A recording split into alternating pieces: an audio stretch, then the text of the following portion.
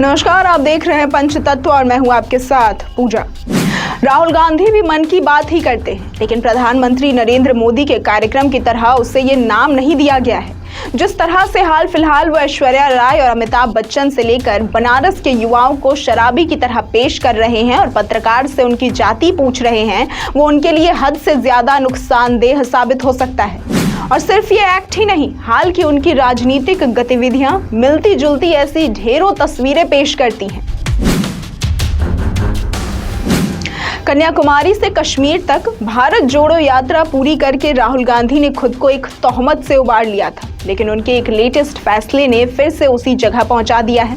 राहुल गांधी के बारे में एक आम धारणा बनने लगी थी कि वो राजनीतिक हिसाब से महत्वपूर्ण चीजों की बिल्कुल भी परवाह नहीं करते।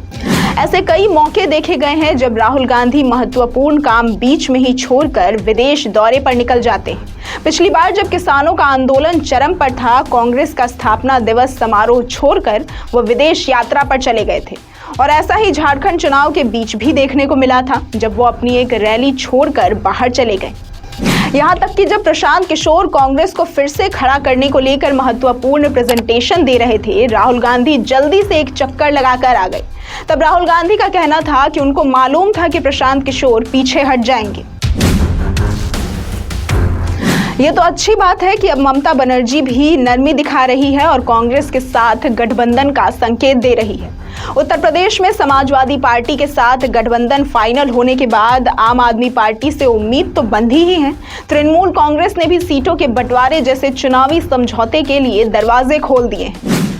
अगर यह सब पहले ही हो गया होता तो चुनावी तैयारियों के लिए और भी वक्त मिला होता। पश्चिम बंगाल की मुख्यमंत्री ममता बनर्जी ने 31 दिसंबर तक सीटों के बंटवारे पर बात फाइनल कर लेने का सुझाव दिया था, लेकिन ऐसा हुआ नहीं।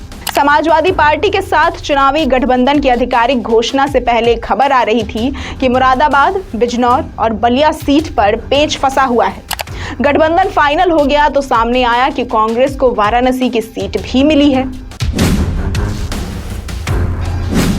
न्याय यात्रा के दौरान राहुल गांधी की बयानबाजी तो जैसे कहर ढा ही रही है। ऐश्वर्या राय से लेकर अमिताभ बच्चन तक राहुल गांधी नाम ले लेकर टूट पड़ते हैं। कभी कहेंगे उधर देखो भैया अमिताभ बच्चन नाच रहा है, वो देखो भैया उसके साथ ऐश्वर्या राय नाच रही है। आप लोग इधर उधर देखोगे, ओ हाँ भैया वहां पे पाकिस्तान में बड़ा प्रॉब्लम, ओ भैया देखो चाइना में ये हो रहा है, ओ देखो भैया ऐश्वर्या राय नाच गई।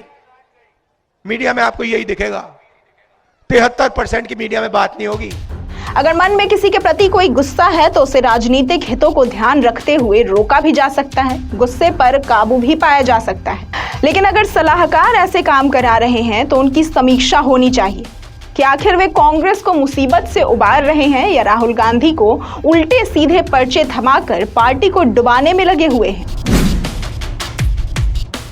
भारत जोड़ो न्याय यात्रा की घोषणा होते ही INDIA ब्लॉक में विरोध शुरू हो गया था।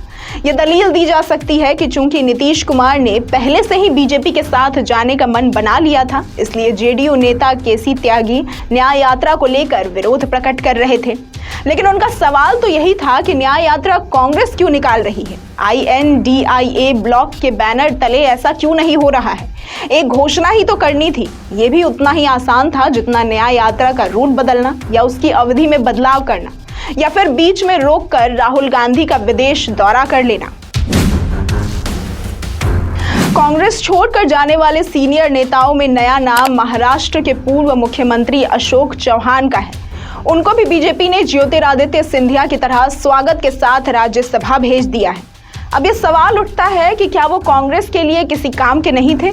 लोग कांग्रेस छोड़कर चले जा रहे हैं, लेकिन राहुल गांधी को कोई परवाह नहीं लग रही। राहुल गांधी के बयानों से तो ऐसा लगता है जैसे वो चाहते हो कि सचिन पायलट भी चले जाते। भरी सभा में सचिन पायलट के पेशेंस की मिसाल देकर भला क्या बताना चाह रहे थे? ये ठीक है कि कांग्रेस का हर नेता शरद पवार या ममता बनर्जी नहीं बन सका, लेकिन कांग्रेस छोड़ने के बाद भी जो कुछ खड़ा किया उसमें प्रभावी तो वो विचारधारा ही रही है।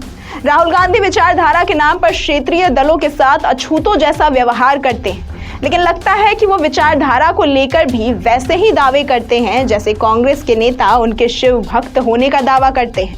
ऐसी ही तमाम खबरों और जानकारियों के लिए देखते रहे पंचतत्व।